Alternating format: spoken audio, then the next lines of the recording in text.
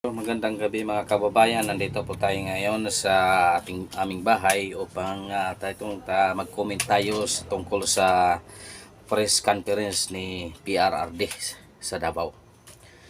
By the way mga kababayan, bago tayo magpatuloy, so kung hindi pa ka nakasubscribe sa aking channel, pasubscribe naman para naman madagdagan aking mga subscriber mga kababayan.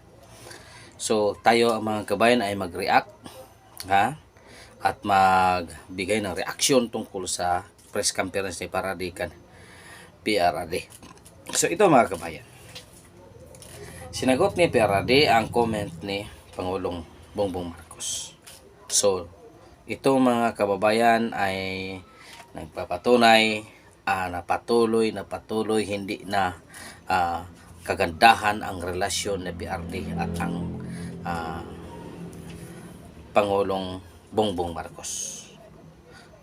Kung sa baga sweet and sour na ang resulta mga kababayan, sweet and sour na talaga may resulta. Bakit? Kasi si Bongbong Marcos tumatanggap ng balita na hindi. Anong sabi ni PRRD? Dapat huwag kang sumagot ng kasing ganyan. Dapat tumawag ka muna sa akin para kung ano ang katotohanan talaga. O kasi direct siya pumunta sa media at tinanong ganyan talaga. So kaya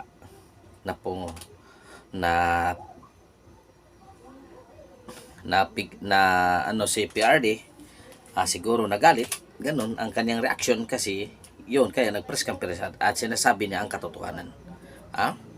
Maraming mga agreement ang kanyang pinasukan pero hindi siya ang mga secretary siya, pero ganyang klaseng agreement. Tama ang hinala ko mga kabayan. Itong sinasabing gentleman agreement, ganun lang. Kasi ang gusto kasi ni PRRD, ayaw niya na mapasok ang Pilipinas ng gera na hindi pa tayo handa sa lahat. Hindi pa tayo handa sa lahat kasi alam nyo naman na ang ating mga kagamitan pandigma ay hindi sapat at mga luma na. Kaya habang tumatagal si PRRD sa kanyang posisyon, ang lahat ng budget ng DND para sa modernization binigay niya lahat. Binigay niya lahat upang magka-modern ang ating mga sandatahang lakas. Pero hindi pa yan. Hindi pa yan. Kailangan pa ng mga 20 years upang ma-modern lahat ang ating mga sandatan. Kasi napag-iwanan na tayo sa loob ng 30 years. Kaya ganon sila kalakas. Paano tayo lalaban? Kung ang sinasabi ni PRRD na ironclad sa Amerika, yun ba ang ating basihan upang lalaban tayo? Tingnan mo ngayon ang Ukraine. Nakakita ba kayo ng Amerikano nandoon upang lumaban para sa Ukraine? Wala. Igo lang sila magbibigay ng mga kagamitan. Ito gamitin nyo. Mga bagong kagamitan. Paano natin gamitin? Hindi natin alam. Diba? Yun ang gusto ni PRRD. Ito ang sinasabi ni PRRD na kahit gentleman agreement, ito lang gagawin namin. So, supply. Pero hindi ibig sabihin na kukunin na yung BRP Sierra Madre. Hindi ibig sabihin nun kasi alam niya ang ginagawa niya. Anong sinasabi ka, PRRD? Ikaw, Bongbong, si Kanyar College ka lang. Huwag mo akong turuan na mas marami kang alam kaysa akin. So tuloy napahiya na tuloy si Pangulong Bongbong Marcos. Napahiya na tuloy siya na wala siyang degree nga anumang nakuha. Diba? Si Kanyar College ka lang. Tapos magmamarunong ka. Ano sabihin doon? Magmamarunong ka na mas magaling pa kayo kaysa akin? Yun ang ibig sabihin ni Pangulong Duterte. Dapat ang ginagawa mo, tawagan mo muna ako bago ka magsalita dyan. Para hindi ka mapahiya sa international media. Kasi live yun. Dapat yan ang gagawin mo. Yan ang gawin mo dapat upang i-confirm mo kung ano talaga itong gentleman agreement na pinasok mo. Bakit? Ano naman yun kung anong gentleman? Freely Agreement lang yun. Ito ang gagawin namin, ito ang gagawin niyo. Pabayaan mo yung mga katauhan sa Pilipino mga isda dyan, o pabayaan mo kaming maghatid ng pagkain dyan sa kwan, so wala kaming i-reconstruct.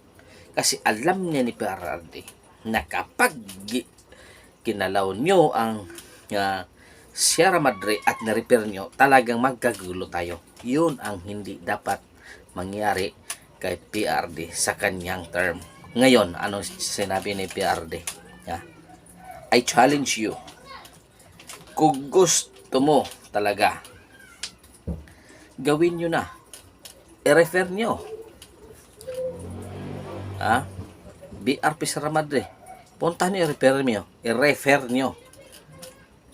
Tingnan natin kung ano ba talaga ang ironclad na meron kayo ngayon. Ang ibig sabihin ng PRRD, kahit nandyan ang Amerikano dyan, kahit nandyan pa ang ilang pang bansa ang tumulong sa atin, kapag nagkaroon ng gera, ay talagang maaapektuhan tayong lahat. Hindi lang West Philippines ang maapektuhan, mga kababayan. Tayong mga Pilipino na nanirahan dito sa ating bansa, maaapektuhan talaga. Advantage sa atin kasi mayroong sa atin ngayon. Maraming bansa ang tumulong sa atin. Pero paano naman ang pangkabuhayan natin ay talagang mahihirapan tayo. Paano na yung mahirap? Lalong humihirap, mga kabayan, kasi wala. Paano ka gumagalaw? Kasi maraming ng mga army ang palaging naghahanda ng kung ano mang meron doon sa taas, palagi ka na lang tinitingnan sa langit kung anong bala ang nandyan papunta sa iyo. 'Di ba? Yun ang sinasabi ni Pierre. Ayaw niyang ganyan na lahat tayong mga Pilipino magsasuffer.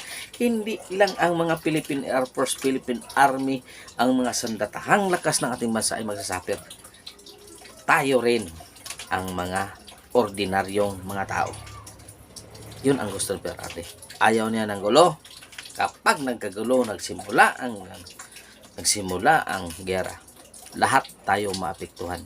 Hindi lang ang sandatahang lakas maapektuhan.